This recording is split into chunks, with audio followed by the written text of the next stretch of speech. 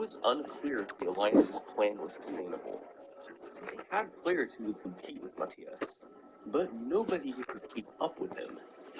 But then, in May 2014, a new player came along to join the Alliance. His name was Dan Burbank. That May, Dan got his first world record by beating Matthias's Frapp Snowland lap record. Of course, Matthias quickly beat him back a week later.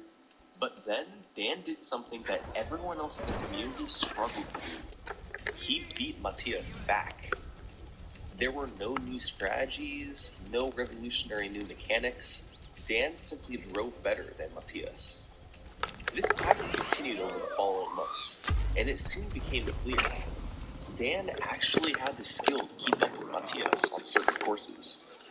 So, as 2014 went on, even though Matthias was actively trying to defend his records, Dan was able to help push Matthias's team into the mid-20s.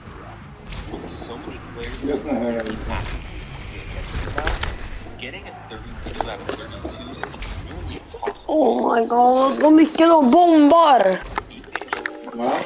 De bombar så mycket. Bombar de?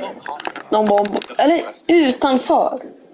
And in July 2015, De bombar oss. De bombar Sverige med fyrverkerierna. Vi krigar mot oss själva, Janne, vad som händer.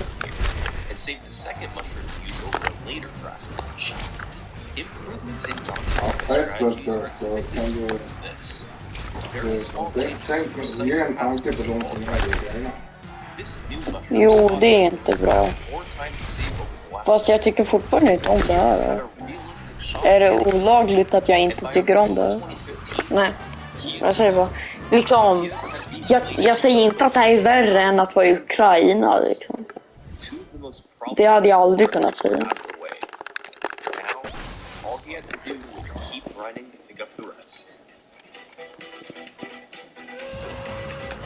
Jag tycker bara att det är lite jobbigt liksom.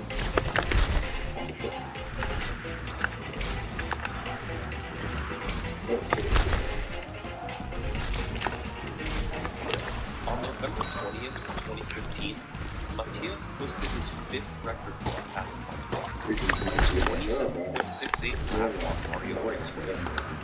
That meant, for the first time in history, a player had reached 31 out of 32 possible records. The only record the 27.82 by PJL. It was the only record in a game he had never held. Ja, nej, det gör inget. Jag kan säga det hur mycket du vill faktiskt. Varsågod. Det är okej med. Det är helt okej. Det är chill. To worry about, Matthias could focus all of his efforts there. The A1A was on its last legs. They had put up a good fight for the past several months, but eventually Matthias alone had been able to outmatch them all. Matthias is a really nice guy, and nobody in the Alliance had anything personal against him, but hardly anyone wanted to see someone hold all 32 records at once. It would be an embarrassment to all the other record contenders. Matthias said in a forum post that he was going to be unable to play until November 23rd, so the Alliance at least had until then to try to take the record. So, over the weekend, the Alliance got to work. Dan, Zoran, VHA, and others were trying to take at least one of Matthias's records. But as the days passed, nobody... Jag hatar hur jag kan se ljuset före ljudet. Och sen förväntar jag det liksom. Och sen tar det jättelång tid för det. Jag bara okej, det kanske bara var något ljus. Och sen kommer det.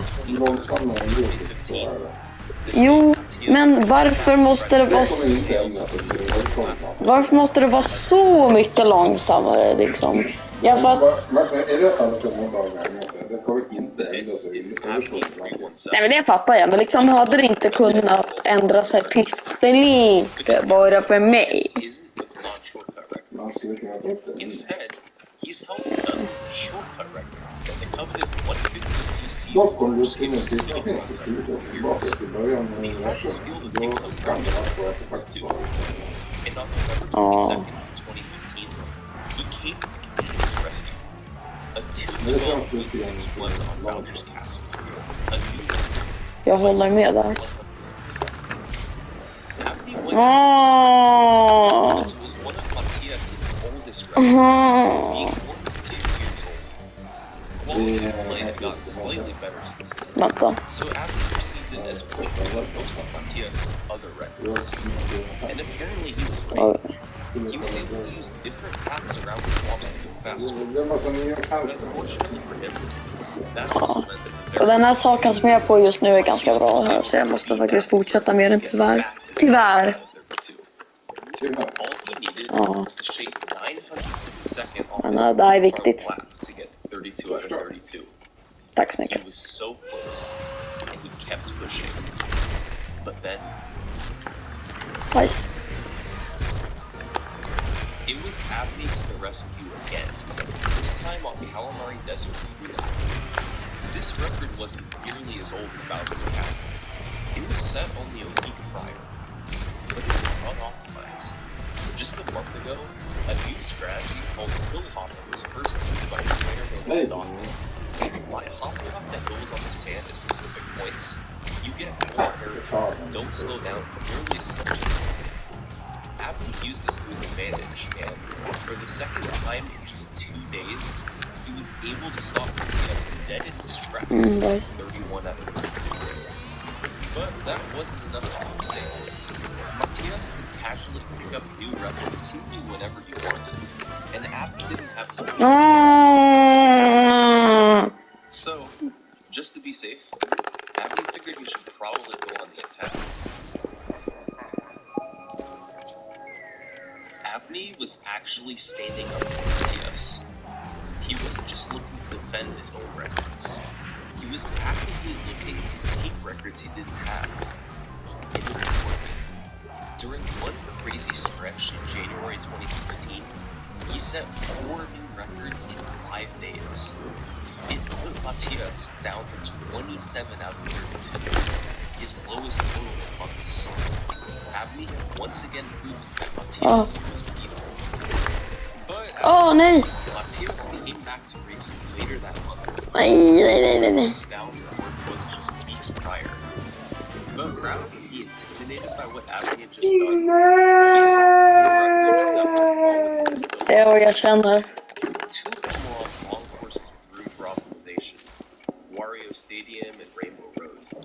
Because of Matthias' ability to take just slightly better lines and optimize his driving, he knew that there was room for improvement over Abney's record.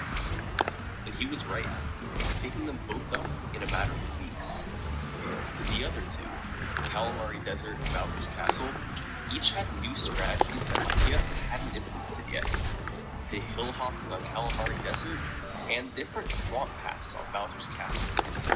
Once he did, 2 more quick roll records, putting his record total right back to 31 out of 32. His 3rd time achieving that total. It was miraculous how he could do this. He took Matthias' records and just immediately grind to beat them back. Varför? People could temporarily beat him, but he would always prevail in the end. The one exception, of course, was Moo Moo Farm. For the 3rd time, he just needed that one record to get 32 out of 32. And for the 3rd time, Abney took the chance. Var middagen okej? Ja, middagen var bra. It was Calamari Desert, beating Matthias by Hade hoppats på lite närmare. Ja, det var det enda jag hade kunnat önskat för. Mer. Om det finns att den har varit fryst, så det där med måste köttsats i det. Det är det som gör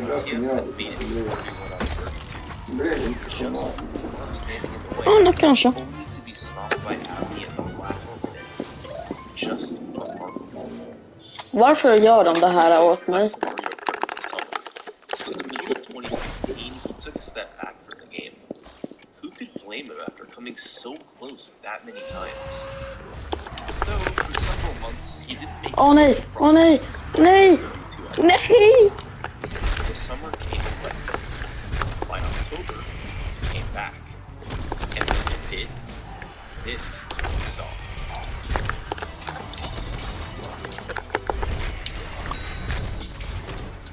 Nej, At just nej, nej, down to just 24 out of 32 records. nej, nej! This is what the community was capable of doing in just a few Oh my god, nej, This wasn't there to nej! defend his records. In the past, Dan had focused his world record efforts on Frap Snowland and Mario Raceway. But since he had the time, in mid-2016 he got a lot better at other courses too, and picked up records on courses like Mario Stadium and Yoshi Valley. Again, it was nothing revolutionary, just learning the right lines to take, how to take each turn, and other small driving things. But regardless, the end result was there.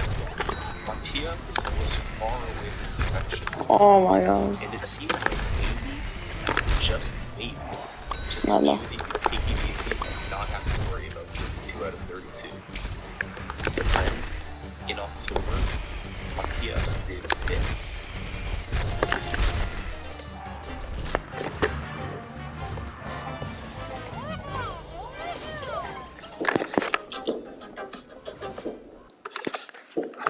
Oh my god.